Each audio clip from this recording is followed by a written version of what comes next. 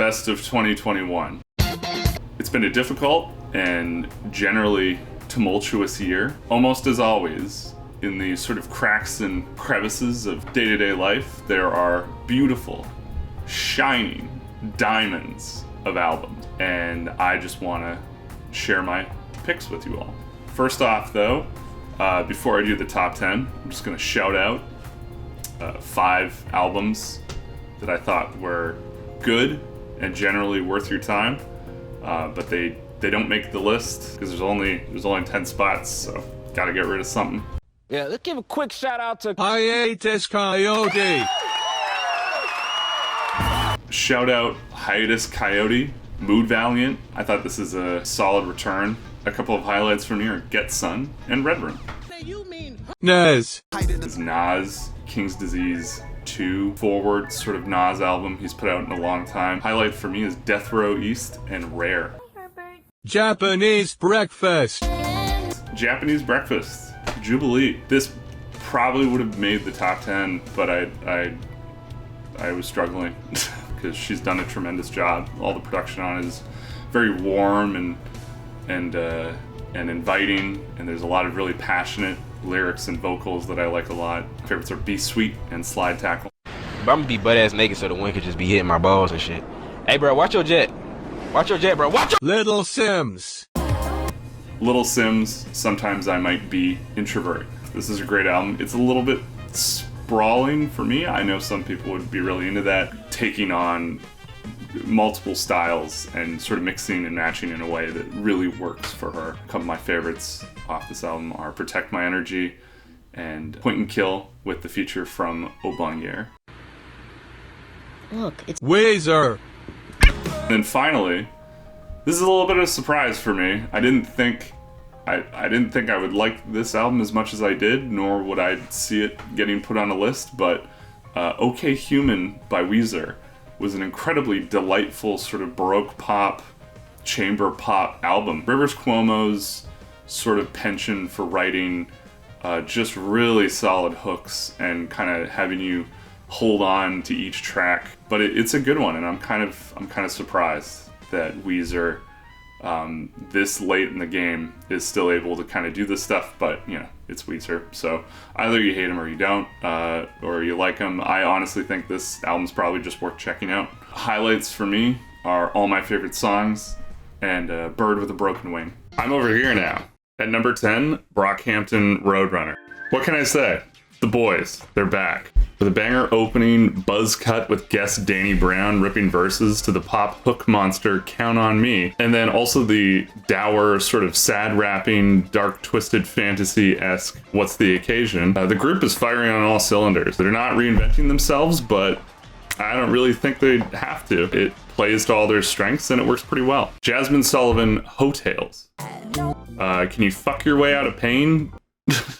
Maybe. Finding intimacy may be the only way to escape a hate-filled world or self-destruction. This is an R&B confessional with its dead aim towards the struggles and difficulties of women feeling every day that are sort of trapped in this love game. From getting past lonely hookups on the track, and probably my favorite track of the year, Pick Up Your Feelings, to wishing the one you loved would miss you as much as you miss them on Lost One. The individual testimonial tracks and the beautiful closer, Girl Like Me, create one of the most personal and captivating albums to bob to all year. Also, did I mention her voice is like an angelic thunderbolt. At number 8, Tyler the Creator, Call Me If You Get Lost. You're gonna hear DJ Drama yelling into the void every few minutes, and you're gonna like it. Tyler the Creator continues to morph into the greatest act in pop hip-hop today. This isn't quite his magnum opus Igor, but he's working over these tracks like a virtuoso. The album has a great flow, his lyrics bouncing between 18th century French aristocrat and golf wang serial killer that we all know and love, constantly having me hanging on every bar. But good God, I love Rise. The offbeat drums and his like kind of rapid fire rapping really make me wonder, what the fuck, how does he keep pulling this shit off? Number 7, it's Turnstiles Glow On.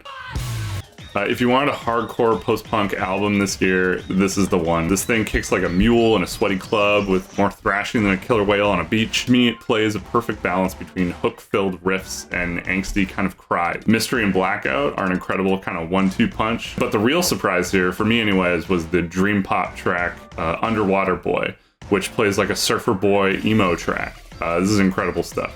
Number 6, Genesis Owusu, Smiling with No Teeth. This is a chameleon of an album. One minute you get the dance punk track Drown, then you get the neo soul banger Gold Chains, and to complete the creative whiplash, a spiritual song about fishing. Genesis committed black magic on this album. None of this should work or even sound as good as it does, but it absolutely does. The insane amount of talent and prowess on display here just makes me salivate for more material from them. At 5, Black Midi Cavalcade. God, where to start? The opener, John L's, like if Primus and Swans did a collab. Then you get the Marlene Dietrich, which is one of the most soft, complex art rock songs, prog rock songs of the year. Black Midi doesn't zag, it zugs, and zug is spelt backwards. I enjoyed this incredible ride of an album with the intense moments of avant-garde prog rock mixed with blissful arrangements. The musicianship here is otherworldly. There's nothing else like this group right now. Absolutely deserves a listen.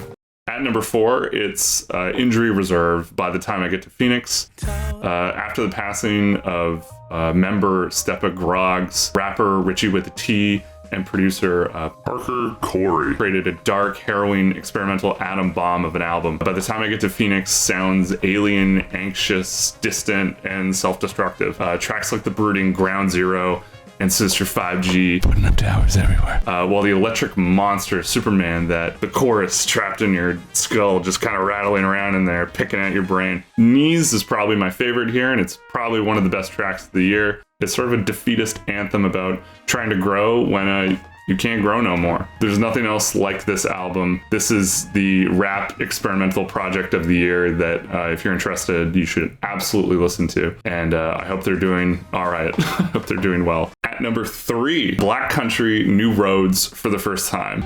I had no idea where this band came from. It says here they came from the UK. This is the art rock kind of post-rock darling of the year for me. It took a few spins, but after a while, everything just started to click. The band seems to be a little bit pretentious. None of that really hit for me. I think this is a tremendous album, and the versatility and musicianship of the band seems to be unbelievably good. You have one of my favorite tracks off the album is Sunglasses. Progressive roll into the battling saxes as Isaac Woods, the lead singer, begins to catch fire, initiating sort of existential breakdown as he shuffles through streets, dodging the glassy eyes of onlookers with his sunglasses on. And then you have track X, or track 10, that brings everything into sort of a smooth ballad about love and passion and finding that person to sort of weather the storm of the outer worlds or outer wilds. If their new stuff is any indication, the sky is the limit for this band. And this is one of my favorite albums of the year. At number 2, Bad Bad Not Good, Talk Memory. I'm so happy the jazz trio from Toronto made this album. They've been in between the limbo of new jazz and instrumental hip-hop. Bad Bad Not Good grit their teeth and sharpen their chops to make a silky, rhythmic powerhouse of a jazz album. This is a heat check for them, really. Influence from Miles Davis with the bassy sort of rumbling guitar in the opener, Signal from the Noise, and a lot of the guitars that are throughout the album, as well as some Pharoah Sanders-esque sort of saxophone carousel on the track Unfolding. And then my personal favorite track, City of Mirrors, orchestral arrangements from a Brazilian producer. And honestly, this track, as well as all the tracks for this album, have some of the best percussion I've heard all year. Just sit and sort of listen and pick through each instrumental arrangement on every song and sort of find something new and interesting. It's something that I've come back to a lot this year. It's a fantastic album, especially as you get closer to the fall and winter. You can kind of put it on and wander around, see the streets, the empty sort of skyline if you're around a city, or the desolate sort of loneliness of a large empty field. But this is a really great album. I'm really happy that they made this album. It's a personal favorite for me, and it's definitely, it is the quintessential jazz album of the year, I think. And I highly enjoyed it, and I'll probably keep coming back to it. Yeah, Bad Bad Not Good, Talk Memory, fantastic. Finally, at number 1 is, wait a minute, Disney Plus. Really? Here we go.